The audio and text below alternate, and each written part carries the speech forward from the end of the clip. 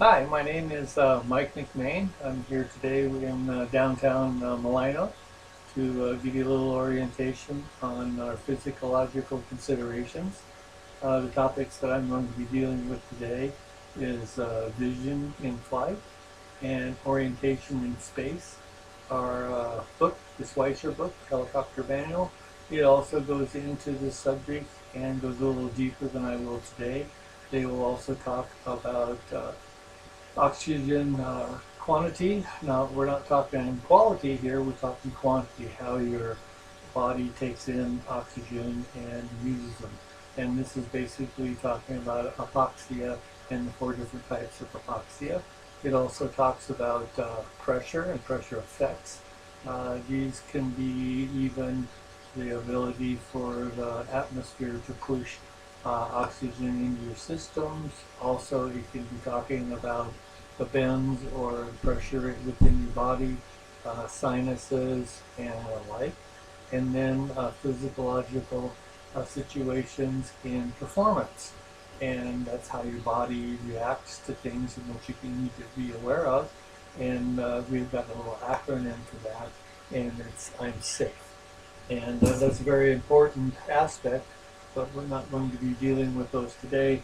We're going to be dealing with vision in space and vision in flight and orientation in space. Now, our vision comes through our eyes, obviously, and there's a couple little parts of the eye that I'd like to mention and talk about because they have some effect in our flying, especially in our night flying. Uh, we have the retina, which is the back of the eye, and it's involved with many blood vessels to feed and keep oxygen into the cones and the rods. These are little receptors that senses the light that's coming in through your eye and turns it into impulses and sends it into the brain as a message. The cones, they deal with color, and the rods deal with black and white. There's a tiny little spot in the back of the eye that's concentrated basically with cones, and this is a daytime situation, fovea, which it allows you to pinpoint and have a lot of accuracy in your vision in a very small spot.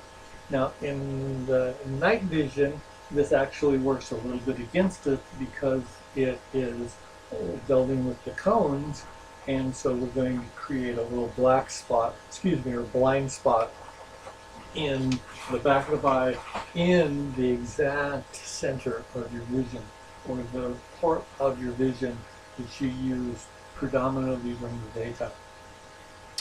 And so that really gives us an aspect in terms of our scanning. Our scanning is basically going to be very similar during the day as it is in the night. We might have a little bit more emphasis at night because of our physiological considerations. And so what I mean by that is, back to our fovea, when the cones are in the center, they see only color. So at night, we're going to have create a situation where our vision is predominantly used a little off center. And so we need to be scanning, and 5 to 10 degrees off center is our primary vision. So we kind of got to use our eyes in a little bit different way at night than we do during the day. And we need to not stare. If we stare at one place too long, what that does is it floods our eye and we aren't as effective in our vision. So we need to move in different sectors as we go. And we need to do this movement in a very slow and purposeful way because of our inner ear. And I'll mention that in just a little bit of a moment. So we need to move our eyes very slowly, not only our eyes, but our head and body as well. Nighttime adaptation, that's how your eyes get used to this light and what it means in terms of time to get fully sensitized to the nighttime atmosphere. So as I mentioned several times, our cones are dealing with color, and they change very quickly. They're the quickest in our eye to change. And you'll notice that because of our color fades very fast at night. As soon as the light goes dim, that color is changed, and we don't get the sense of color quite as much.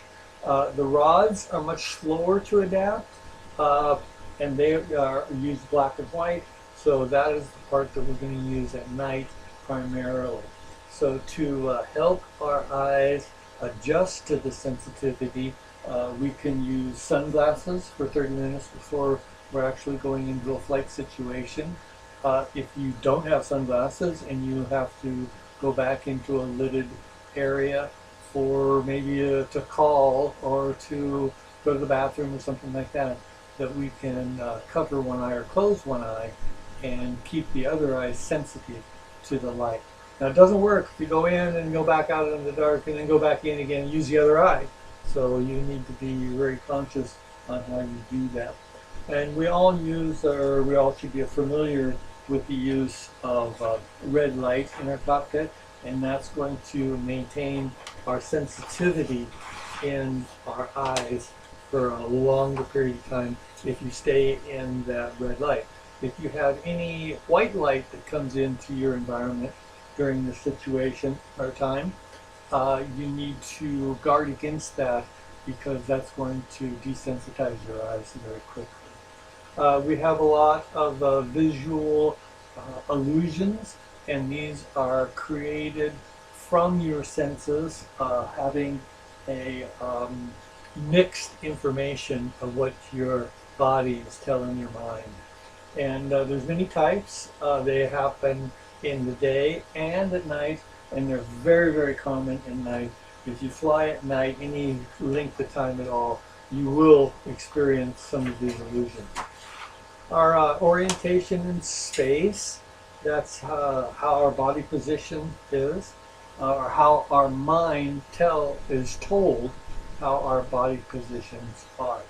We live in a 1G environment. That's the weight of gravity that puts our feet firmly on the floor, that keeps all our bodies, our organs in our bodies operating in this gravity-laden environment. The three senses that we are going to be using basically in flight is visual, kinesthetic, and vestibular. We also have smell and taste, but we don't use those senses too much in flight. We could use the smell a little bit. We'll get little different smells, an oil smell or a smoke smell or something like that, but it's not something we deal with on an ongoing thing, hour by hour, trip by trip. It is something that happens very, very rarely, and hopefully we won't have to use that sense too much. But the kinesthetic is our nerves in our skin, joints and muscles. So when we're sitting, for instance, we feel that weight in our seat of our pants. We feel the lack of the weight on our knee joints. And these are senses that tell our body, tells our mind where we are in situation. And this is kind of like flying by the seat of your pants. You feel that sensation and you react to it. The vestibular, it amazes me, this aspect of your inner ear having three semicircular canals that are in the ear. And these canals are filled with fluid, and they also have nerve endings within that. And as the fluid moves by these nerve endings, they send sensations to the brain, telling them different information. And it amazes me that these three semicircular canals line exactly up with pitch, roll, and yaw. And I know that that's why we deal with those terms, is because our body is made up in those terms. These are the three senses that we use in flight.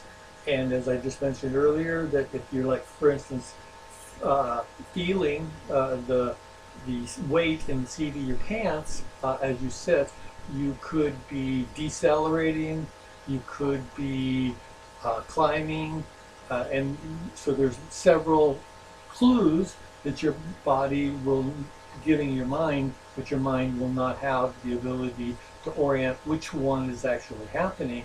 And so then your mind would go to the vision part of it and try to get information from that sense. And because you're in inclement weather or at night, it's not going to give you much help to the other sense. And so that they would end up going to your vestibular, and your vestibular will not be able to tell whether you're decelerating. So these mixed information that is going to your mind is what causes these illusions. And these illusions can be so strong they end up actually even making you sick. So the topic that we have, physiological considerations, is a very important one. We need to learn as much as we can about our bodies to make us as safe as we possibly can. And so what's the most safest thing in our airplane? Us. So take care, be familiar with your body, and thank you very much for this time.